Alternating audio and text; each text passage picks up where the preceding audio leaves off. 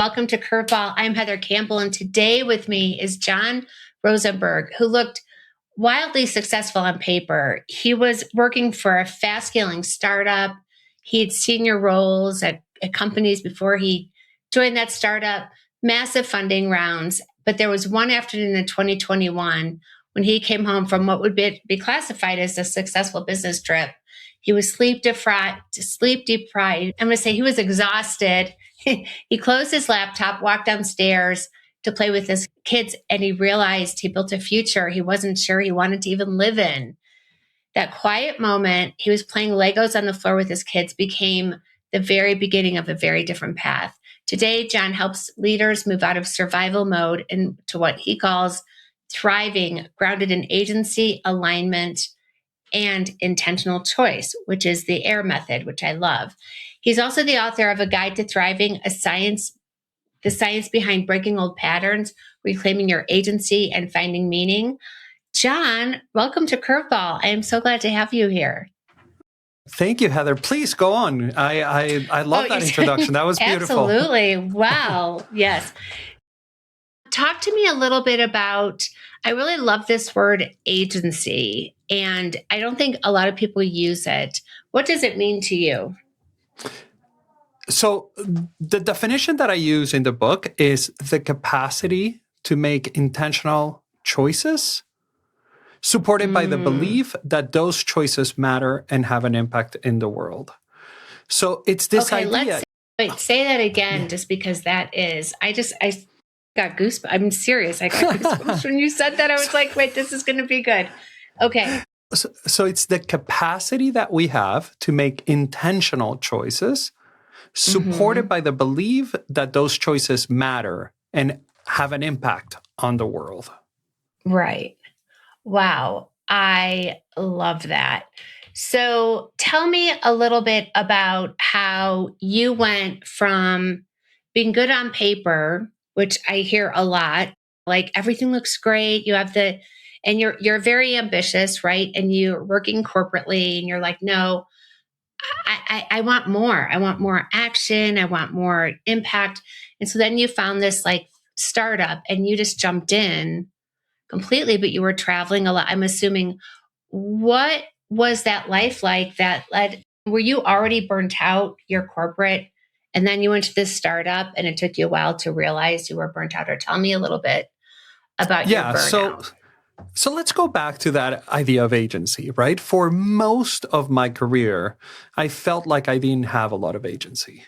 Why? Because I wanted the next promotion, the next raise, the bigger team. Those were the things that mattered to me. And I would do not whatever it took, but close to whatever it took. As Heather, the corporate world can be quite ruthless. And I'm sure some of your listeners are familiar with what that looks like. And I felt like that was the only way that I could keep myself safe. Because my safety was attached to this idea of constantly getting more. And so maybe let me take a couple steps back here, because the book is titled A Guide to Thriving. And a lot of people ask me, so how do you define thriving? So in order to define thriving, I think it's important first to define what thriving is not. And thriving is not success. So we often define success as more money, more power, more status. If we have those three things, then we're successful. Now, thriving is a little bit different because thriving starts with agency and it's built on meaning, the meaning that we make of our life and the meaning that we offer to others in their lives, and connection. And what I mean by connection is not just social connection, which is incredibly important, but connection to nature, to animals, or to the transcendental, to whatever it is that you need to connect in order to go a little bit beyond yourself. So with all of this in mind, I was chasing success and I was sacrificing my thriving for success. My dream one day, Heather, is that somebody can ask me, hey, how are you doing? Well, you know what? I'm not very successful, but my God, am I thriving?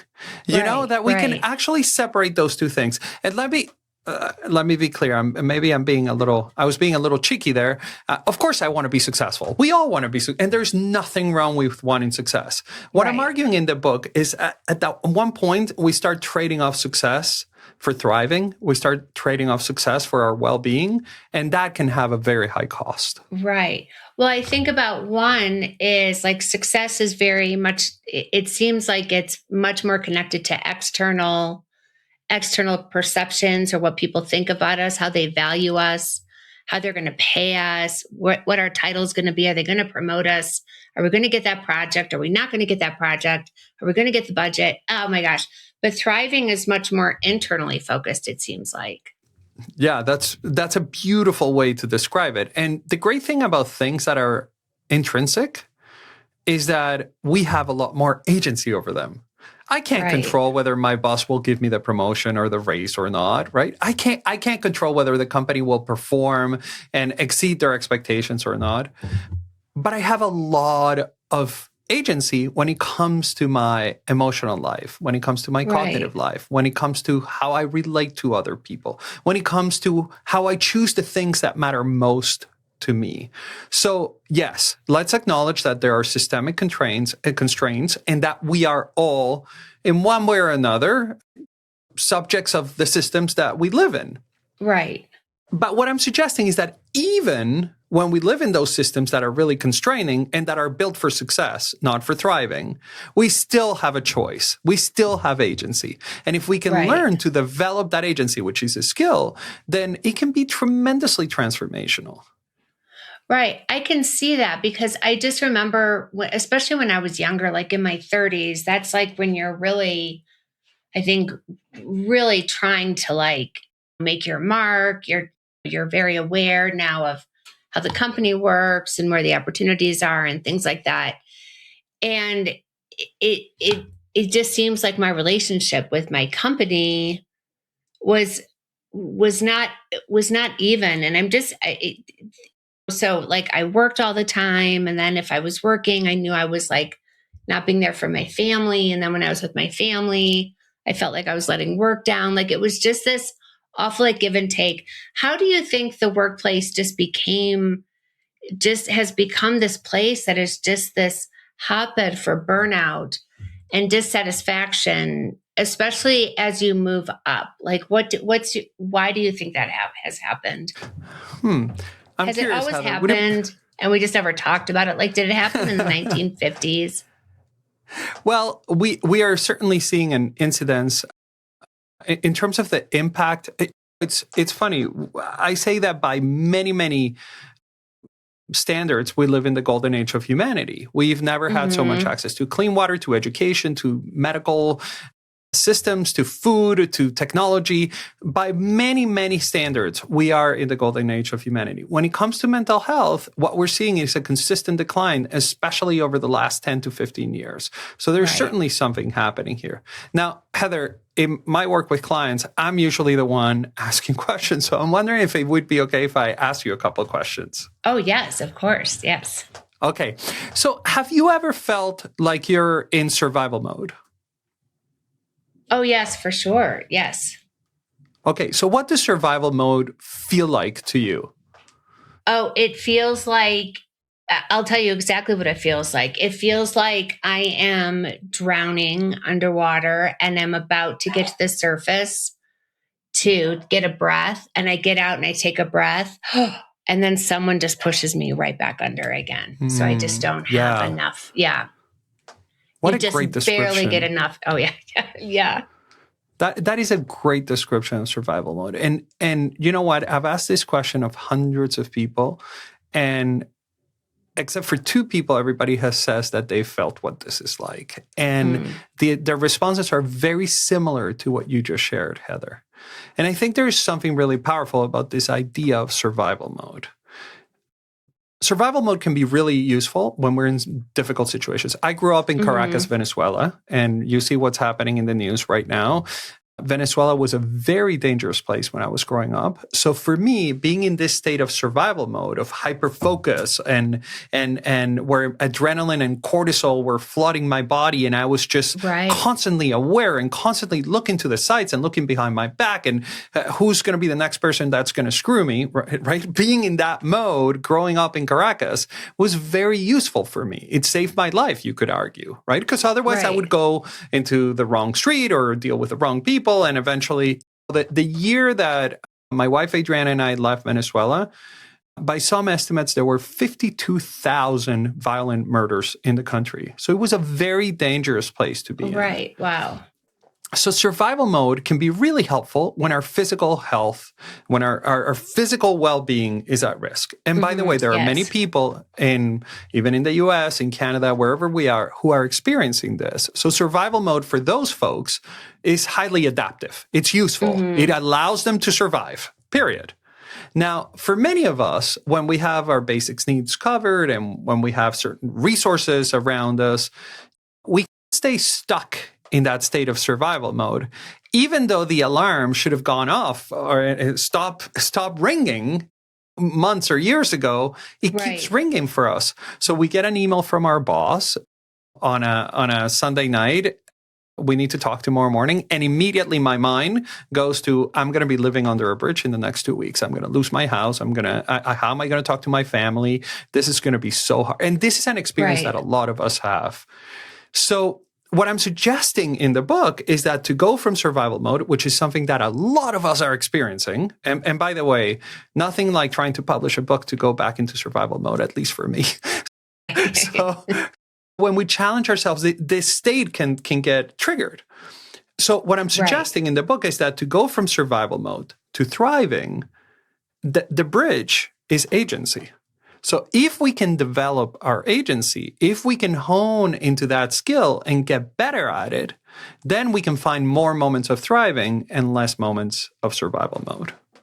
Right. So I love this idea of agency and the idea that our choices really matter. So you left what would look very successful, like a very successful startup, right? Where you said you had a 9-figure fundraising. So that's pretty successful. That's amazing. Are you able to tell me what kind of business it was? Yeah, it was a tech company, but it was in the logistics space. And we raised $115 million Series B. Wow. Amazing. Amazing. But you were traveling a lot. You were sleep deprived. You were not seeing your family. And so how did you, first of all, what did you, did you just stop altogether? You're like, how did you leave that? And then how did you begin to reclaim your own agency? Especially when you lose that context of a job. Because I work with a lot of executives turned entrepreneurs, and it's interesting because the title gives you context. Your pay tells you your worth. There are all these little markers. So what was your story? Before I share my story, I just want to say how powerful what you just said is, Heather. This idea that your title gives you context and that your salary is attached to your worth, it can feel really safe because it gives us certainty in the moment. But the moment life throws you a curveball, which happens to all of us, I don't know anybody who's gone. There may be people out there, I haven't met them, who go through life without having to deal with challenges and difficulties. And in the book, I describe it as small T trauma or big T trauma. We all experience difficulties as we're going through. So the moment you lose that title or you lose that salary, then you lose your identity. And then everything comes crumbling down. I think one of the things that I want to suggest gently in this book is that it is much more agentic to go through life with a flexible identity. So I'm not just a chief operating officer or a senior vice president or a CEO or an entrepreneur or a person who makes $1 million a year, but I'm also a dad, and I'm a friend, and I'm a son, and I'm somebody who gets involved in the community center. And the more layers that we attach our identity to, the moment one of those gets removed, the more likely we are to be resilient. Right, right. Oh, that makes perfect sense. And that's why I see like so many people, if you're really a slave to your job, that you're doing that and you're not developing those other relationships and connections. Exactly. And that can be such a limiting thing, right? So you were asking me how did I go from one place to another? Right. Now, yes. The story you told at the beginning of the podcast, it's beautiful because it sounds like I had an epiphany and then I walked away and, Oh, I know. Don't we wish it was that easy? Yeah. Yeah. And it's not, listen, when you're doing interviews and you're talking in media, it's nice to have that type of story, but it took years, right? It was building cumulative moments that led me to that. Now, if I wanted to get down to kind of like the nitty gritty of the moment that I was like, okay, I'm done. When I was downstairs in the basement playing Legos with my kids, I had just had this horrible meeting. I was super, I'm going to use this word because it's been used in social media a lot. I was super triggered. I was like, my nervous system was very activated. So I shut off my laptop, turned off my phone, and heard my kids playing in the basement, went downstairs and sat on the floor to play with them. And number one, I hadn't felt that present in a very long time, and I hadn't felt that connected to them in a very long time. Right. In that moment, I was able to gain some distance from the situation, and I was able to start getting curious with myself about what was happening. Eventually, that led me to a reframing of the situation and saying, what is it that's really important to me? Now, in the book, I call this the AIR method. And AIR stands for awareness, inquiry, and reframing. So as I went back and started doing the research for the book, in the last 25 to 30 years, 3 things kept coming up. And those were awareness, inquiry, and reframe. So what is awareness? And I have a Rubik's Cube here. My youngest son broke his arm 3 days before going to summer camp. So while all his friends were jumping in the lake, he was playing with a Rubik's Cube. But I really like this because when you're trying to solve a Rubik's Cube, if the Rubik's Cube is right next to your eye, right next to your face, you can't actually see anything. All you see is one of the little squares, one of the little colors. That's all. So when we're in a difficult situation, a difficult moment, thoughts or a difficult emotion, the Rubik's Cube is like it's right next to our face. What awareness does is it allows us to gain just a little bit of distance from the cube. Maybe that's 12 inches, 15, whatever it is for you. Now, awareness is, the term correlates a lot with mindfulness, and some people say even meditation. So it's this idea of creating distance from you, and instead of being the subject of the situation becomes an object that you can then explore. Right. So, I think that's the best. Like talking about mindfulness is like the ideal place to be in like meditation is to be in the role of observer. Because you are, by the very nature of being an observer, you are sort of like looking at it from that full view perspective. And I think that's like the ideal to play, because then you are one step outside of yourself and how you might be doing things or habits or things like that. Just autopilot. Yeah. And it's much harder than it seems. But it is a practice, and it is like going to the gym. The more that you do it, the better you get at it. And by the way, I'm not going to advocate. I have a meditation cushion right here in my office, right behind me. And I sat in that cushion for 2 years, and I could not find mindfulness. I hated it. It sucked, Heather. It was so bad. Where do you find it then? one of my friends said to me, hey, instead of sitting on the cushion, why don't you try a walking meditation? Oh, very and nice. she sent me like a YouTube video with a walking meditation. And I did a 10-minute walking meditation. I was like, oh my God, this I can do. Right, right. So I needed my body to be in movement. And for everybody's different. So find the way to be mindful that works for you. For me, cooking is also a way to find mindfulness. Right. Right. I feel It's like a way to me be gardening present. for sure. Like that's my happy place because you're still, because that's like when you get, people always wonder like, oh, why do I get my best ideas? Like when I'm in the shower or when I'm brushing my teeth, and I'm like, oh, it's because you're not thinking about really anything. You're just and that's now because you're not thinking about anything, that's when the good ideas can come in. And during that Yeah.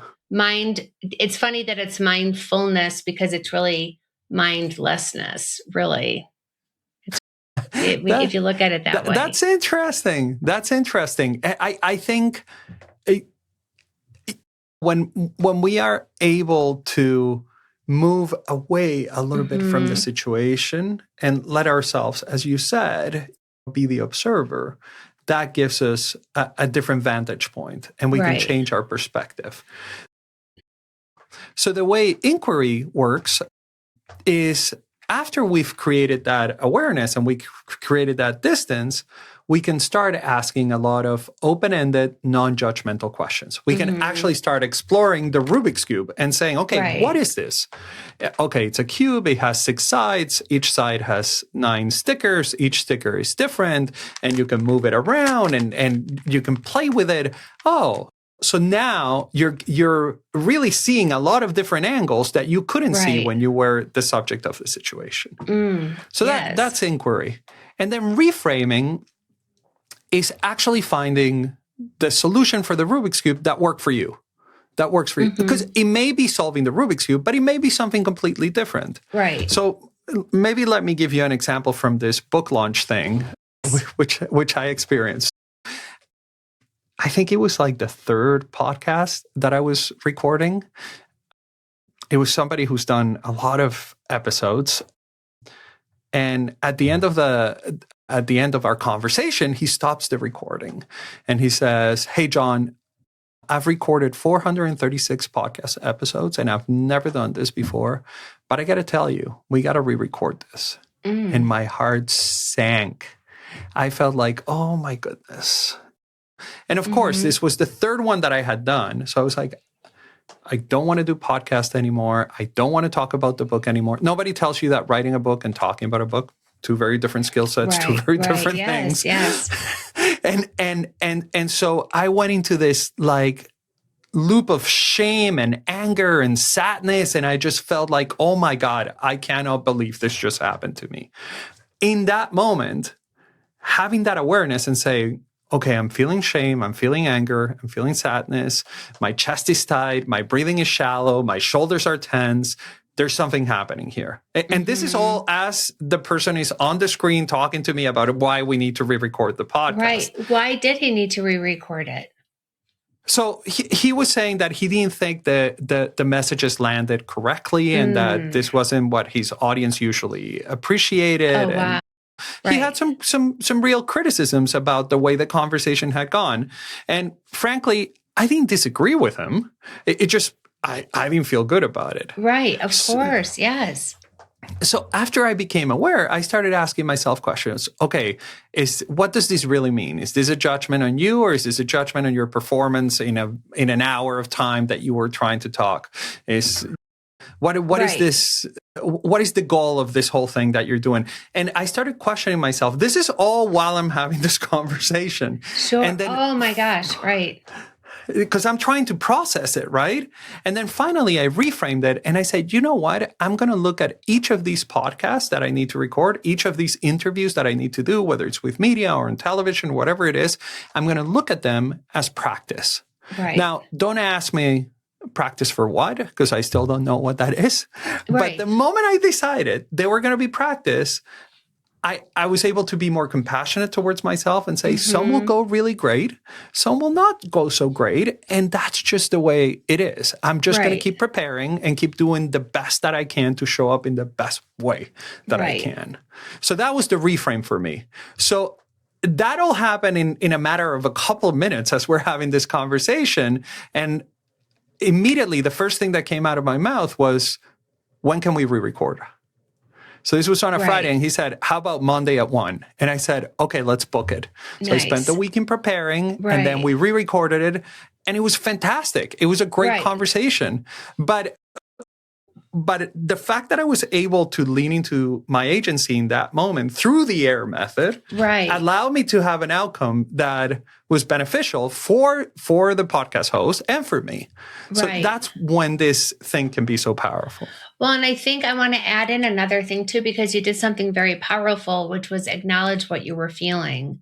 Because a lot of people really do not spend any time really feeling like, oh, and then I love the idea of questions, because questions automatically open you up to possibilities. At the very beginning, you mentioned the word curiosity, which I also love, because it just keeps you, if you're curious, even if you're curious, like, oh, how is this ever going to work out?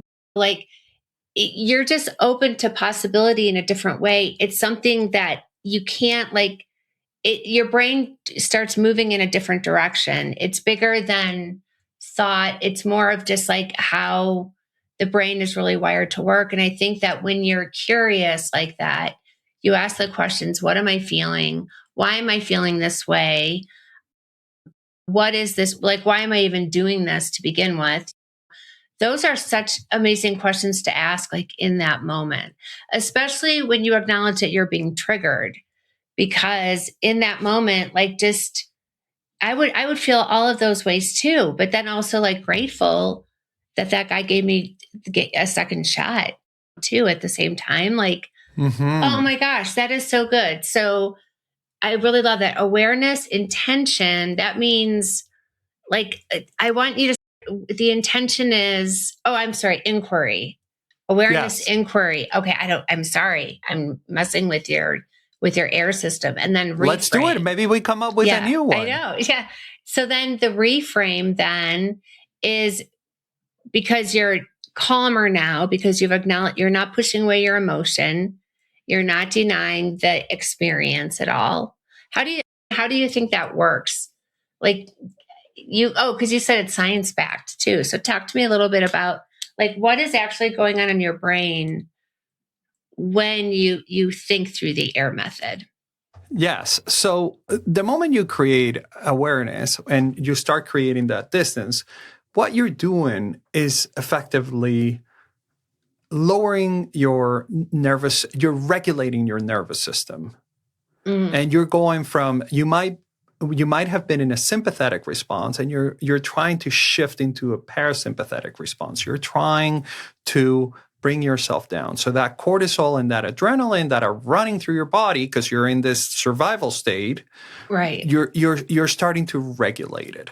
Once you regulate it, when you're in that state, what's happening is your amygdala takes over your entire operating system. And it's very good that it does that, because if there was a saber-toothed tiger chasing you, you want that amygdala to be very active. Yes. So we want our amygdala to be there. We just want it to be activated in the moments where it's appropriate, right? Right. Because doesn't, when the amygdala it's activated, doesn't it also like shut down the thinking part of your Exactly. brain? Right. Exactly. Okay. So the prefrontal cortex, which is that thing right behind our foreheads, which is the executive center, gets shut down. The moment you start bringing yourself down and self-regulating, you slowly start to engage the prefrontal cortex again. And the prefrontal cortex has this capacity. I would say it's probably, of all of the human things that distinguishes us from animals, this is probably one of the biggest ones. All of the big inventions that we see, are the result of the prefrontal cortex being in action. It's this executive center that's able to connect and create and do different things. And it allows you to perceive things that you might have not been perceiving before. Mm-hmm. And the moment you start doing that, then you start seeing options. So if we look at agency on a scale, let's imagine agency as a spectrum, let's say. You have very low agency is when somebody says, I don't have a choice. And we hear this a lot, right? Why are you in that job? Well, I don't have a choice. You know, why are you doing X, Y, Z? Well, I don't have a choice. That's very low agency. And in that moment, we're not actually fully engaging our prefrontal cortex. What we're doing is just assuming this is the way things are and there's nothing I can do about it. Right. Now, if we move a little bit higher on the agency spectrum, so very low, it's things are either black or white. There is nothing else, right? When we move a little bit higher, we can see things in black and white. We can say, well, I have a choice. I can stay in this job or I can quit this job. Right. And that could be a little bit higher agency. Now, when we're thriving, when we're fully engaging the prefrontal cortex and we're in this really good space, instead of seeing things in black or white or black and white, we see a spectrum, a rainbow of colors. We see all of these options. Maybe I stay in the job, but I redesign my role, or I hire somebody else, or whatever that may look like. Or if I decide to quit, maybe I start my own business, or maybe I look for another job, or maybe. So suddenly all of these options are available to us. And having options is what agency is made of. But we are the ones who need to find them. And we need to believe that those options are actually going to have an impact in the world. Right.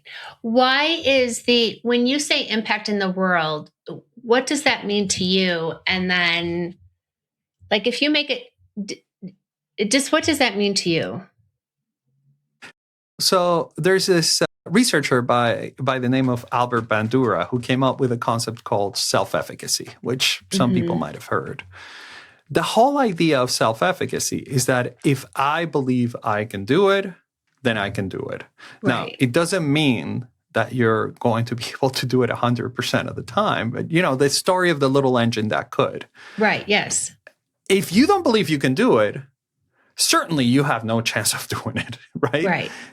So in order for agency to be effective, you need to have a belief that the choices that you're making are going to have an impact, that something is going to happen as a result of those choices. Okay. So it's not, this could be a small decision. Well, because I relate to that so much because I practice a kind of yoga. It's called Bikram yoga. It's like 106 degrees, like 40% humidity. And you do the same 26 postures. And there's this one that you balance on one leg, you bend your other leg, and then you actually kick out with your other leg. So you're almost like a little like upside down L. And I was just in class and I'm like, I'm never going to be able to do that. And what I found is I was like, just one day it just really dawned on me in class. I'm like, well, of course you're never going to be able to do it if you don't, because you've decided you're never going to be able to do it. So you're not even trying. Of course you'll never do it because it keeps you from even trying something. Yes. Oh, yes, it's so that's beautiful. Interesting. Yeah. Yeah. So Heather, what you're touching on, so this book is not really a book. It's more of a guide. That's why it's called A Guide to Thriving. And it's not meant to be read cover to cover, although you can, if that's how you feel you want to do it. You can actually pick up any of the chapters and read it on its own, or any of the sections within the chapters and read them under. Because I know it's a lot to ask for people these days to say, hey, read a 270-page book and cover to cover. It's a lot to ask. And I think, by the way, maybe not all of the information in the book will resonate with you today, but some of it may resonate tomorrow. Right. So the way I divided the book is I created this map that has 9 different elements. And at the center of the map is beliefs. Because beliefs are the lenses through which we look at the world. Beliefs are incredibly powerful. And they're not just powerful in the esoteric sense of beliefs. There is research that tells us that people who believe the world is dangerous, instead of believing that the world is safe, in general, have lower well-being outcomes. There's research that tells, we know research with placebos, that people who get fed a pain medication as a placebo, even when they're taking a placebo, they see a reduction in pain. Right. So there's a lot of evidence out there as to how powerful beliefs can be. Now, most of our beliefs, or many of our beliefs, are below the conscious mind. They're just ideas that were passed on to us, that were taught to us when we were kids, and then we assume those are truths. They're immutable truths, and we identify with them. And by the way, one of the most pervasive beliefs in my work with clients that keeps coming up over and over and over again, and I would say there's two sides to the coin that is this belief. On one side is I'm not good enough, and on the other side is I need to prove myself. And these two beliefs can be deeply, deeply pervasive, and they limit our agency. Because when we're bought into this belief, we're suddenly surrendering our agency to the belief. Right. Oh my gosh. I really relate to that proving energy. I remember when I was promoted to vice president, my colleagues said, okay, like you can stop proving yourself. And I was like, I'm never going to stop proving. Like, I remember thinking like, what's wrong with you? Like, why would you? And now when I feel that energy coming back, because every so often I'll feel it coming back, like I feel like I need to prove something. Ooh, I do not like that. But I was operating on that, like at that level, and it's just exhausting. So do you have examples of people who were like unhappy in a job and they learned how to thrive and they're in that same job and they have agency, like they've changed their relationship with their job and they're happier? Yeah. So as a matter of fact, in each chapter of the book, I give an example of one of my clients. Let's talk about Emily, for example, who's in the first chapter or the second chapter, which is the chapter on beliefs. Emily is this super successful executive in a CPG company. And she's one of these people who are incredibly organized. And you know that every single dot and every single line, attention to detail, the epitome of somebody who pays attention to detail. She was running a very, very big team. And one day she just found herself in this state that she just said, I can't do this anymore. Right? So some of the work that we did within the coaching session was uncovering the belief. And the moment she says, you know what, I just feel like no matter what I do, there's this story she told me in a session. And by the way, this is anonymized, so I'm just sharing it broadly. But there's a story she told me in a session that she brought when she was a kid. She brought this math test to her mom with a 93%. And her mom looked at her disappointed and said, Emily, what happened to the other 7%? Like with a serious face, what happened to the other 7%? Don't settle. Why are you settling for a 93?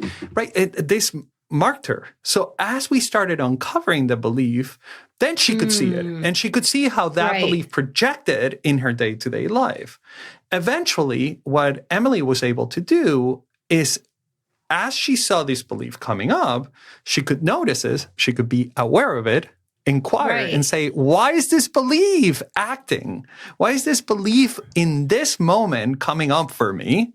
And then reframe and said, what is a different belief that I could bring in here? So instead of I'm not good enough, what if I'm good enough to trust my team and let them take the lead? So she eventually started surrendering some of that need for control and for perfection, and she allowed her team to grow. That made her a better leader, and eventually she got promoted to the C-suite, which is what was the intention when we started working together. Right. So I think that can be really, really powerful. It is so powerful. Like I work with a lot of entrepreneurs, and the number of entrepreneurs that have had like a parent or a teacher or someone they really respect literally just say one thing to them that has just completely been in their head ever since. Like, and I think the reason is I read this, like we don't have like critical thinking skills until we're adolescents, like 12 or 13. So when your parents are just telling like something like that, we're like an unmanned hockey goal in many ways. Like our brain, all that information is coming in, and we're not able to discern. Like, oh, it's like, oh, I'm supposed to clearly. Mom wants me to be at 100. 93 is not going to be acceptable. I want to make mom happy because who doesn't? And I can see how that then would carry through. Yeah, and you can take it one step further. It's not that I want to make mom happy. Is that I have to make mom happy because she's the one who cares for me. She's the one who protects me. She's the one. Yeah. So at that age, the interpretation is this is a life or death situation. Now, us as parents, and I'm going to say it, like we try the best that we can, but we don't notice the impact that our words have on our children. And that can be really, really hard. I'm sure I tell Adriana, my wife, that with a college fund, we're also going to start a therapy fund so they can go and talk to therapists about all the things that we did wrong. But listen, we're trying our best, but we are going to do and say things that they're going to be beyond our awareness. They're not done on purpose. Now, once we're adults, it is our responsibility. We are responsible for uncovering what those are. And we are responsible for reframing them in a way that serves us to build the life that we want to build. It is our responsibility. Now, this is after we're 25, 30. I'm suggesting kids are not, right? Like, what can you ask from a kid?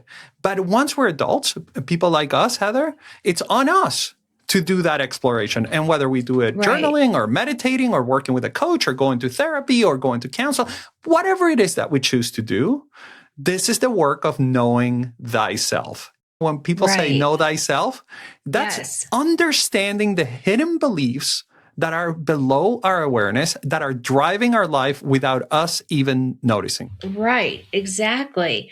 I have a friend who's really into quantum physics, and we were just talking about that and manifesting. And I said, how does it work? And she's like, well, anytime you're making a decision, she's like, you have an infinite number of possibilities.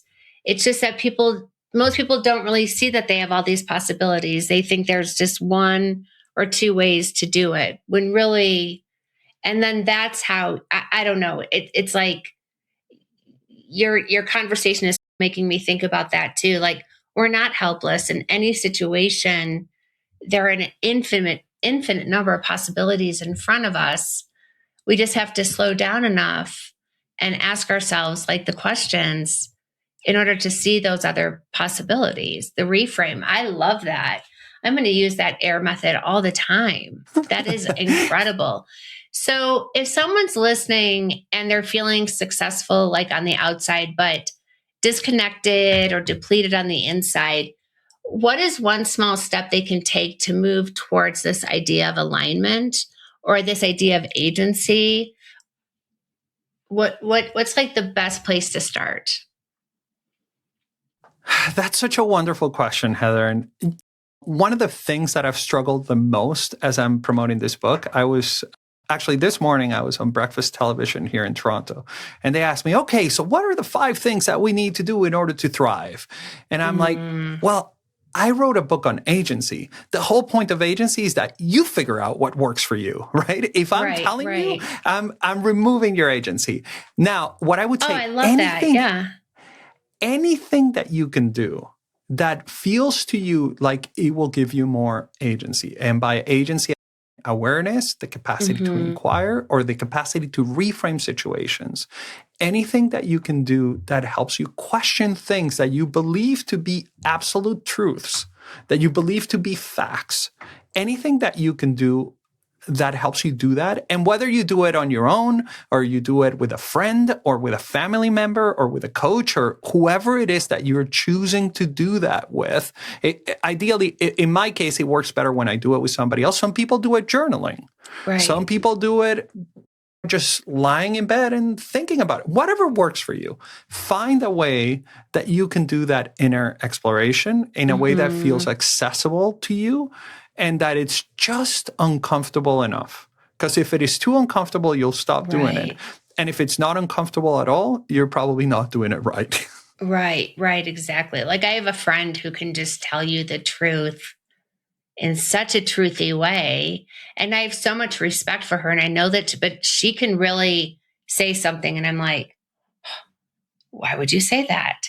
And then, but it's like when you feel the truth, it's like, that's the beautiful thing. When it's the truth, it's like, it's not scary. It's just one element.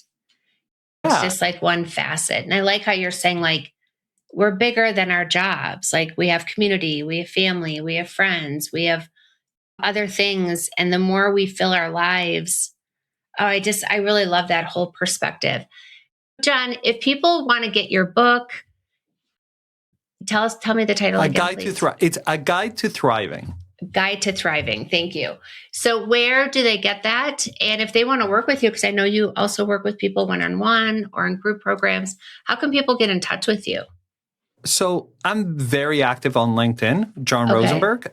My website is Jon Rosenberg with an M instead of an N, .com. And there's actually a quiz on the website to find out whether you're in survival mode and thriving. So if that feels like something that might be helpful to you.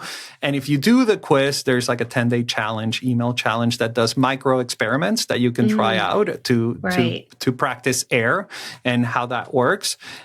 And the book is available at any bookseller. If wherever you shop, you can find it. It's A Guide to Thriving. And reach out to me via my website. If you get a chance to read the book and you disagree with something, or if something lands for you really positively, I want to hear.